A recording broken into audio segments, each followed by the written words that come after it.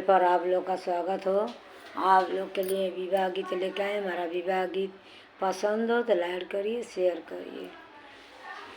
हम तुझसे पूछे नी सुरसती नदिया काहे तू अरडबई पानी। हम तुझसे पूछे नी सुरसती नदिया काहे तू अरडबई पानी। जलवाई डार के वटा मछरी मारल लिए डबईल पानी। जलवाई डार के वटा मछरी ही मारल लिए डबईल पानी। लिए डबईल पानी।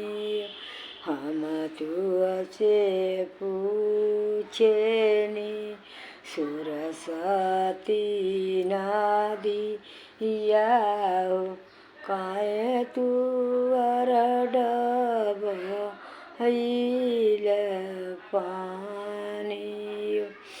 हम तुझसे पूछे नी सुरसती नदिया काहे तू अरडबईल पानी। काहे तू अरडबईल पानी।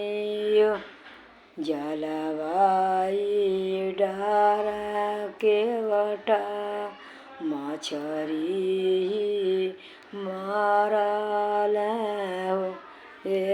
लिए डबईल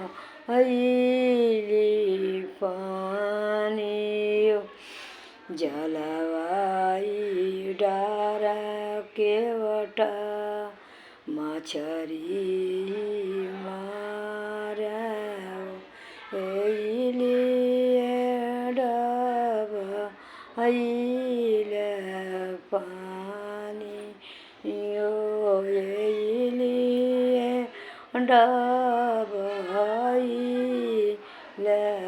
पानी। लिए डबईल पानी।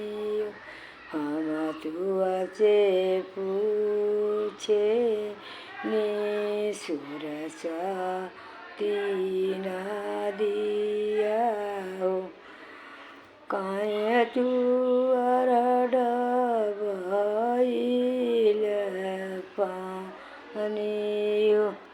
हम तुझसे पूछे नी सुरसती नदिया काहे तू अरडबईल पानी।